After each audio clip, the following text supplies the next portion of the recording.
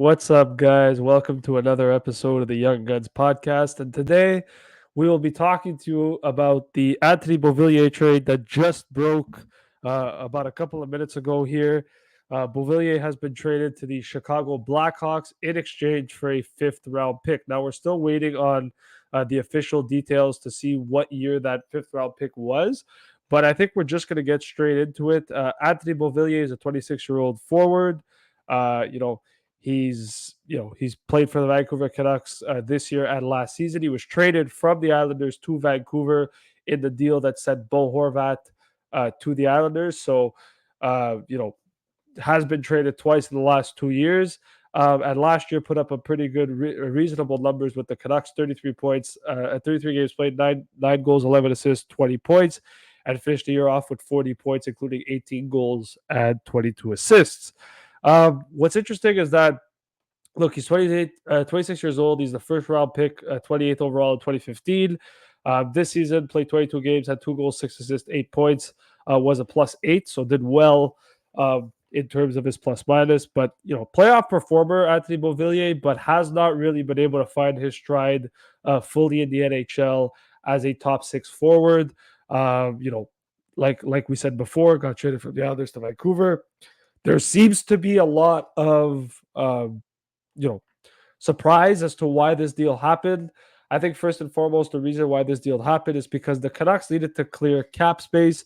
If you look at their team right now, they have Elias Pettersson, who's an RFA at the end of the season, and they also have Philip Roenick, who is an RFA at the end of the season. Two guys that need to get paid. And not only that, Beauvillier makes $4.15 million until the end of the season. So Vancouver wanted to move on from a forward. There was rumors about it being either Connor Garland or Anthony Beauvillier. They moved Beauvillier, who still has is a UFA at the end of the year. So because of that, it's easier for him to move, and they didn't even have to retain salary. No salary retention on the deal. They just acquire a fifth round pick for the full contract. So, Zach, just give me your thoughts a little bit on this deal for Beauvillier. Do you like it for the Canucks? And also for the Chicago Blackhawks. And what do you think? Why do you think the Canucks made this move? What's the reasoning for behind all of this?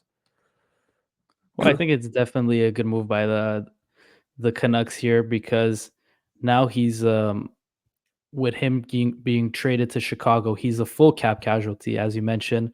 The 100% of his salary is going to be going Chicago's direction, and Vancouver's not going to have to retain anything.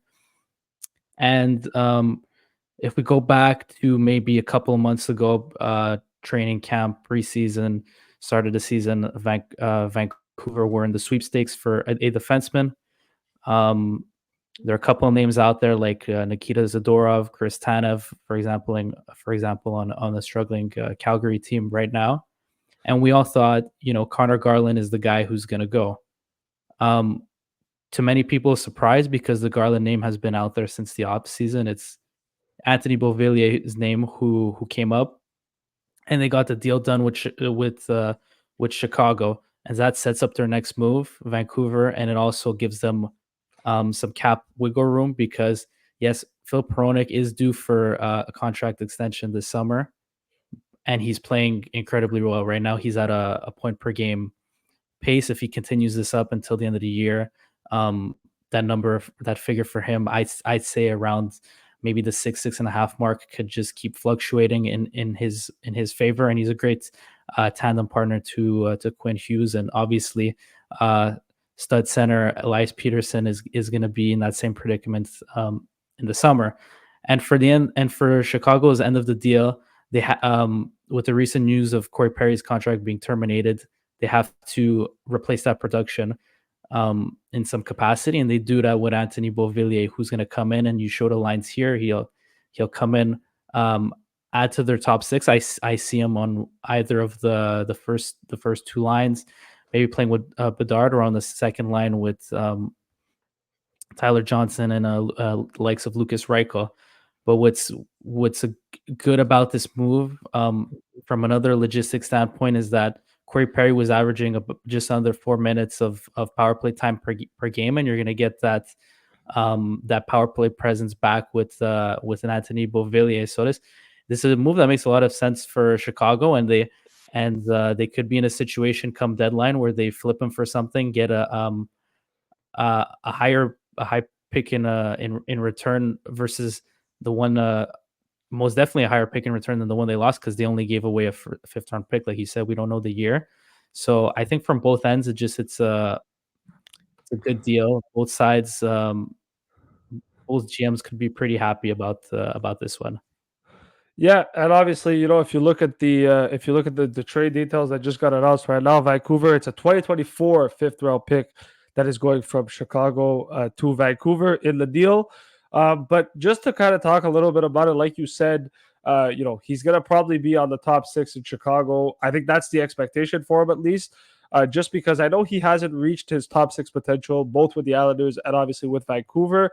But one thing that Anthony Beauvillier does, and obviously what Chicago wants to do, is like you said, they want to replace the production that Corey Perry brought to their team after his unfortunate contract termination that led to other issues that were going on with the Chicago Blackhawks. So they obviously want to replace that situation, and so for them, they acquire this guy who's 26 years old and hasn't yet reached his full potential and probably won't get to the potential that I think a lot of people expected from him. But if he could become a decent top six forward for them, if he could, score at a decent pace, pick up his points a little bit, maybe give it some power play times on the first power play, who knows, throw him on a line with Bedard, um, and see what he can do. I think there's definitely an opportunity, like you said, to go to the trade deadline and flip him for another asset, potentially a better asset, and have the Blackhawks, recoup some assets there. Because at the end of the day, I mean, first of all, they have cap retention slots, so they can definitely retain salary and get some assets for him. But not only that, they're also looking at this from a perspective of if we can turn this guy's career around a little bit, or if we can get some better opportunity out of him, we may be able to do something big here. So I think for Chicago, it definitely is a move that makes sense. Look, at the end of the day, you replaced a $4 million cap hit in Corey Perry with a $4.15 million cap hit. So it's not really a huge deal in that regard. And he'd probably provide similar or close to similar production to what Perry would anyways. So you're not losing out too much there. And like you said, for Vancouver, there's obviously a big situation here because, yes, they have Pedersen and Rona coming up. But like you said, they're looking for defensemen. And they've been looking for defensemen for a long time, dating back to the offseason, like you mentioned. This is a team that I think now is probably going to take a run at Chris Tanev or Nikita Zadorov from Calgary. I wouldn't be surprised if they're in on Andrew Peak from the Columbus Blue Jackets as well, just because they need to bolster their decor. It's something they've wanted to do. And obviously, with the fact that, they have a decent decor, I think they're looking for another top six defenseman to kind of fill that void in case of injuries, because although they've played well, their top four is okay with Tyler Myers, Ian Cole, Philip Rodik, and obviously Quinn Hughes. But after that, it kind of falls off a little bit. And I think they want to stabilize their decor a little bit more. And by doing that, they need a cap space. So I like this move for both teams. I think it makes sense for both teams. I don't think the Canucks lose a whole lot from Beauvillier. Unfortunately, I mean, 2 goals in 22 games is not the best in terms of a guy that is playing third line minutes. But I think it's a good move for the Canucks. They end up, like I said, freeing up the $4.1 million cap space. And look, for Chicago, it's an opportunity to see what they could do with an asset who's had a slow start to the year and hopefully can pick it up a little bit. So I like this move for both teams. I'm going to give the edge here to Chicago, just simply for the fact that they get the better player. They get the only player, but also for that, I think they probably have an opportunity to get better assets than what Vancouver would have done. And so I think for that reason, there's a bigger possibility for Chicago's end. But even for Vancouver, if they end up making a subsequent move after this, it's a possibility that the Beauvillier deal is going to open that up. So I like it for both teams. I don't really have much else to add other than that, but I think Beauvillier is going to be a good addition to Chicago. Yeah, I think if you look at straight value for this trade, Chicago are definitely the ones winning here. But Yeah. Vancouver, now with the situation they're in, a lot of people didn't believe that they were going to be a playoff team this year. It's still not confirmed. We're only a quarter way into the regular season here, but Vancouver is playing great hockey. They haven't slowed down yet, so they're playing Yeah. really well. and they believe they have a chance at making the playoffs. And their decor has been thin.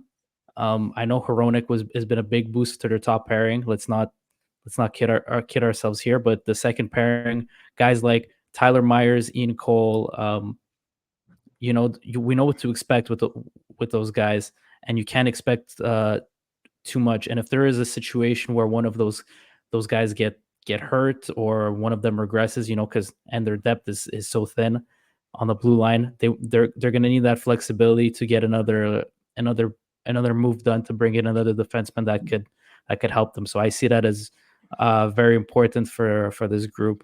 And so bottom line, Vancouver is thinking in the long run with this trade, and so is Chicago, because if they flip Anthony Beauvillier, then they'll get massive value um, from this deal that is happening right now.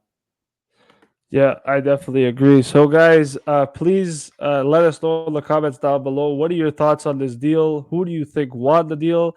And also, stay tuned to see what else is going to happen around the league. It looks like today was a busy news day, obviously, with Patrick Kane signing with the Detroit Red Wings. And now this.